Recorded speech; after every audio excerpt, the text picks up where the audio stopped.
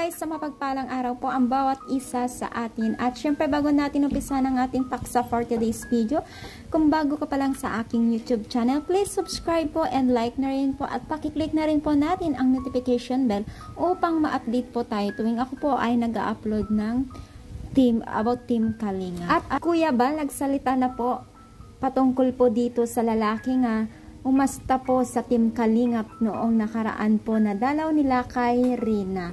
Kung maalala po natin tong lalaking nagsisigaw po habang nagbablog po sila Kalingap. Kung mapapansin natin po ay para siyang papansin din dito sa upload or dito sa vlog ng Team Kalingap noong nakaraang araw po dito sa upload. Yun pala guys, ay isa lang po siyang lasing at tagalooban po ayon po dito sa nanay ni Tatay Nestor.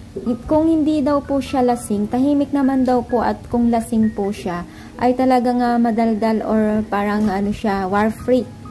Napaka-toxic niya pag lasing. So yan po guys, at po si Kuya Bal nga po, at tinatanong po niya kung taga saan po o taga, kung ano-ano po ni Tati Nestor or si Rina, dahil gusto nga raw pong kausapin nawas ni Kuya Bal itong lalaking ito kung bakit po siya nagsisigaw po ng ganun kila Kalingap Rab. Ngunit hindi po napanayam ni Kuya Bal dahil medyo malayo-layo po ang bahay niya dun sa bahay nila Rina.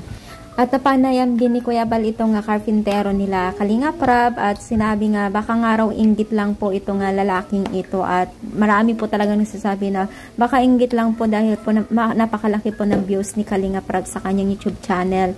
At kung iisipin natin, napakalaki na po ang gastos po ni Kalingap Rab dito sa bahay ni Tatay Nestor at Rina. Kumbaga mas malaki pa po yung nilalabas po ni Kalingap Rab dahil unang-una po malaki po ang gastos ni Kalingap Rab dito kay Rina, at sasabayan pa natin dito sa bahay nilang pagpapatrabaho o bayad pa ng mga labor. So kung tutuusin ko, kung kwentahan din natin, wala rin po napupunta kay Kalingap Rab. Kung meron man, katiting na lang po yun. At para sa mga pangkain na rin po ng Team Kalingap, sana naman maging masaya na lang po tayo kung ano po ang mga natatamo ng mga kapitbahay natin or mga kapwa natin tao, maging masaya na lang po tayo. Hindi na po dapat tayo magsabi pa ng mga negative at ikakasira po ng ibang tao. Be happy para everybody's happy. Dito lang ata kasi sa Pilipinas nakikita yung mga ganyang tao. Kung nakikita natin na umuunlad ang isang tao, dapat sabayan natin, maging inspirasyon po natin yung mga tao nga paangat sa buhay. Hindi po yung dinadown po o hinahatakpat natin pababa. So yan lamang guys ang ating maikling video reaction. Thank you so much for watching guys, and God bless po.